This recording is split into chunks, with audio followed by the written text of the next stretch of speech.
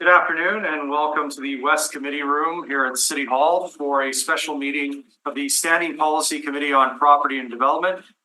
I'm Councillor Duncan, and before we get started here, I'd like to turn to my council colleague for a few motions. Okay, I'd like to propose a motion for Councillor Duncan to be chair, seeing that Councillor Rollins is not available at the moment.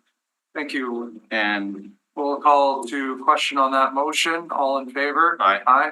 That's unanimous. I would also like to put a motion forward so that Councillor Allard can access this site remotely. Thank you, Councillor Dobson. I'll call the question. All in favor? Aye. Aye, and that is also unanimous. Thank you. We'll move into our agenda, but before doing that, I'd like to acknowledge that we are on Treaty 1 territory, the home and traditional lands of the Anishinaabe, Innu, and Dakota peoples, and in the national land of the Red River Métis. Our drinking water comes from Shoal Lake 41st Nation in Treaty 3 territory. And as I mentioned, this is a special meeting of P&D, and we have one item on the agenda. I will turn to our clerk to introduce, and then a brief summary from the public service. Item 1 is an award of contract for construction of a new vocational wing for Pembina Trails Collegiate. Thank you. Mr. Patton. Good afternoon. So I'd like to acknowledge just all the work that's been done by the city's project team in community services and in assets and project management, municipal accommodations, our provincial partners as well that have been participating in the project, and our partners with Pembina Trails School Division. So a complex project. So what you have before you is a recommendation to award a contract for the new vocational wing that is part of the scope of the South Winnipeg Recreation Campus. So the recommendations are to award award to the low bidder at 14.934 million. But there's also recommendations to increase the overall budget of $6.724 million to account for the difference in pricing and price allocation that the province provided when council approved the amalgamation of the project July 23rd, 2020.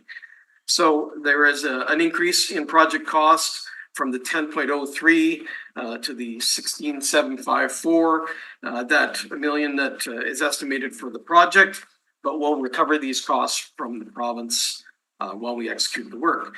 The long road to get here, the proposed project is estimated to open up in September of 2026, and our bids are open for acceptance until August 7th, 2024.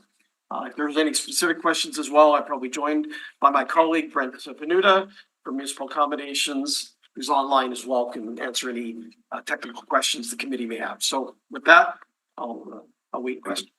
Thank you. Yes, Councillor Allard, question? No, I didn't hear the last maybe 15 seconds. I was frozen for some reason. We have another member of the public service, Brent, I believe. I can't see the last name there. I apologize. Good afternoon, Brent. Joining us if there are any questions from the committee. No, I'm good. Okay, seeing no questions, then I look for a motion here. I can put forward a motion that we accept the Winnipeg Public Service recommendations. Okay. That's moved by Councillor Dobson. I'll call the question. All in favor? Aye. Seeing none opposed, that is carried. That deals with our one item on our reports here. I'll look for a motion to adjourn. Motion to adjourn by myself. I will go and switch it up with Councillor Allard. Okay. To adjourn. All in favor? Aye. Opposed, and that is also carried. Thank you very much for joining us for this special meeting of the Standing Policy Committee on Property Development. We are adjourned.